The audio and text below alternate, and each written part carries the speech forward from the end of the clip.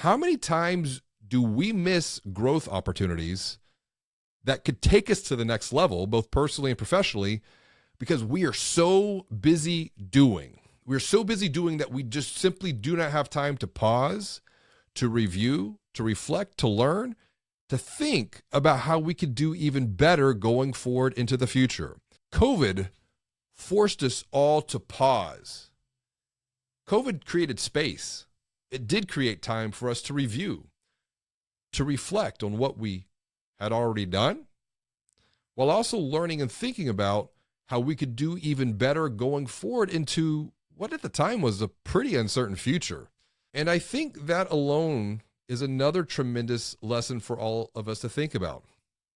Sometimes the biggest roadblocks become our greatest opportunities for growth, both personally as well as professionally. Our biggest roadblocks can indeed be our biggest growth opportunities if we are only open to transform our thinking and our perspective. Now, this is something Audrey Kanata and I discussed in detail going all the way back to episode 245, titled "The Obstacle is the Way. Take back control of your narrative."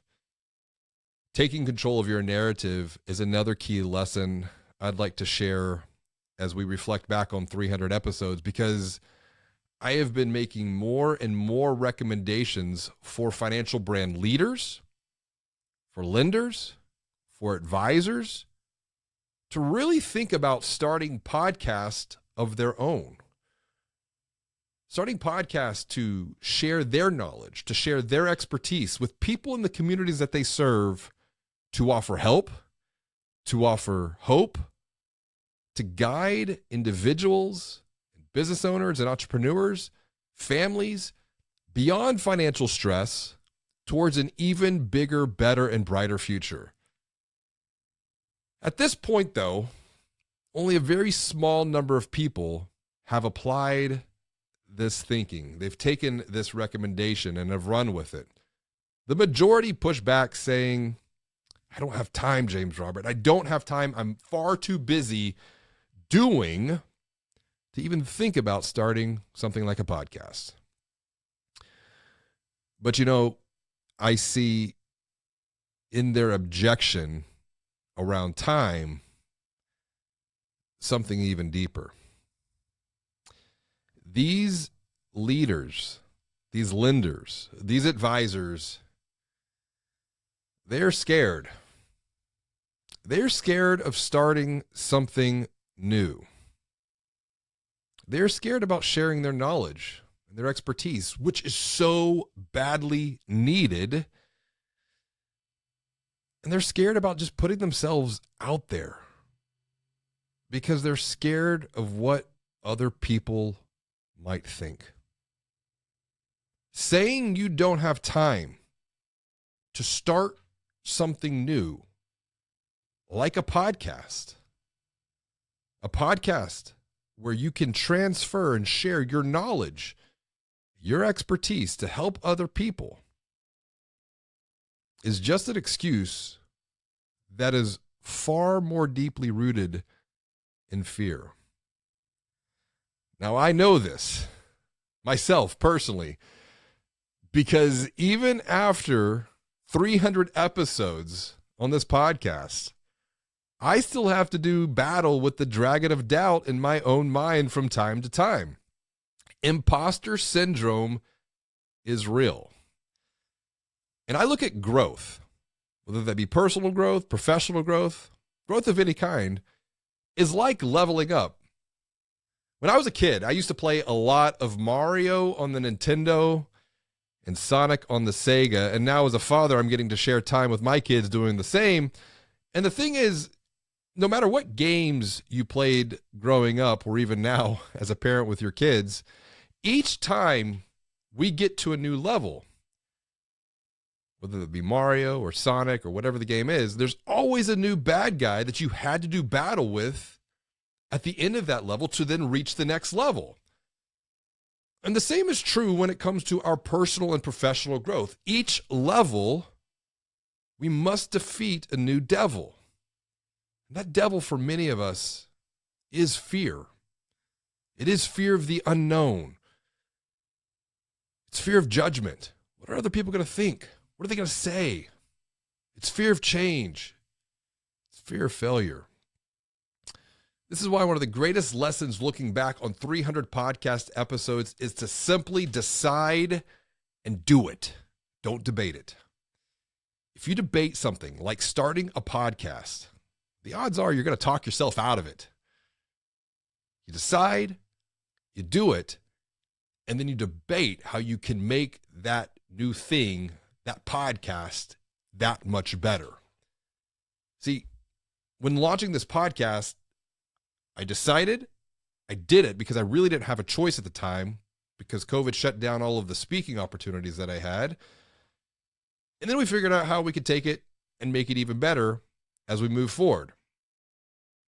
But I implore you, do not let the excuse of not having time mask an even deeper insecurity holding you back from unlocking, from capturing, from sharing your knowledge and expertise as a leader, as a lender, as an advisor.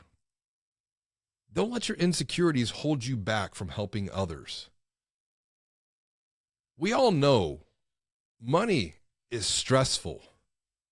And as I've shared many, many times on this podcast and will continue to do so, this financial stress continues to take a toll on people's health and their relationships and their well-being. People are looking for someone that they can trust, someone that can guide them, someone that can give them help, and someone that can give them hope. And for many people, hope must come before they're able, open, and willing to receive help. We just completed a research project for a financial brand in our private coaching program that was framed around what we have titled the Gen Z financial revolution. And we found that Gen Z is almost 5 times more likely to obtain financial guidance and advice from social media platforms compared to people over age 41. That's me. I'm now 41. And this is one of the reasons, as I teach and coach, and I've written about in Banking on Digital Growth, consumer personas provide us with an opportunity to gain perspective into the minds and more deeply the hearts of other people, because it is their experiences that are different than ours. It's their experiences that we can look at and understand through an empathetic lens. Coming back to Gen Z, TikTok in particular, it's become a popular source of financial guidance, of advice for Gen Z. 34% of Gen Zers are actually seeking advice on TikTok for money, for finances. Now, consider that. 34%. 1 out of every 3 people in the Gen Z generation are going to TikTok looking for answers. But here's the thing.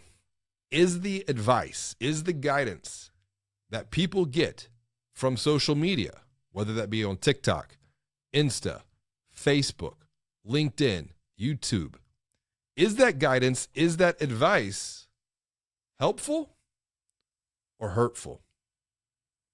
This is why I am so grateful for financial brand leaders and lenders like Patty Asai, who joined me for a conversation going back to episode 264, where we discuss specific opportunities that leaders, lenders, advisors can take to help first and sell second, while at the same time building personal brands, building their personal brand through dialogue, through discussion, through discourse, because that's exactly what Patty is doing. She is sharing her thinking. She is sharing her knowledge and expertise to help almost 1 million people who follow her on TikTok. This shows the exponential reach that these digital and social channels have to help people in ways that were never possible before. Here's the thing. People are no longer walking into a branch looking for financial guidance and advice. People might not even be Googling their questions anymore. Because once again, where are they going? They're going to TikTok. They're going to Instagram. They're going to YouTube. They're going to LinkedIn. They are looking for guidance and advice from other people, from other human beings.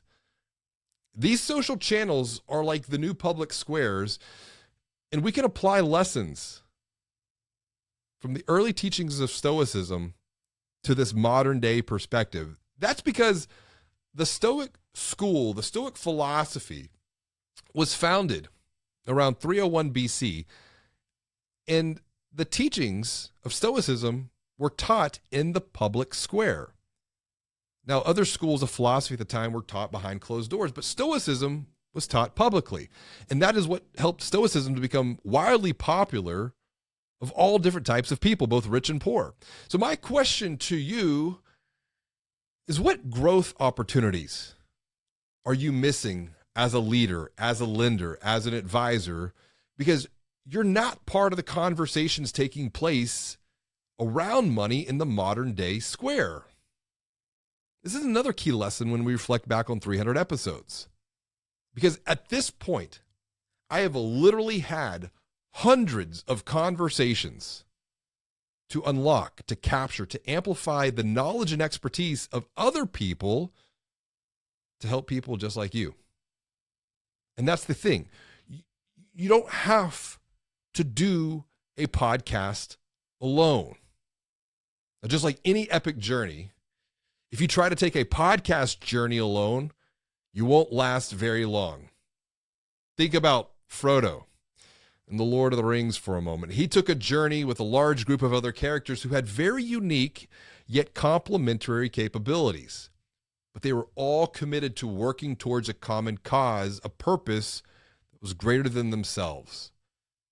When you commit to launch a podcast, you're committing to a collaborative exercise rooted in humanity that brings people together for a purpose far bigger and far greater than the present moment. So, for example, if you're a financial brand leader, a lender, an advisor, don't think that you have to be the hero of the podcast, that you have to be a know-it-all. That's because you have an opportunity to unlock, to capture, to amplify the knowledge and expertise of others, other people, other leaders, other experts in your communities to help others on their own journeys of growth.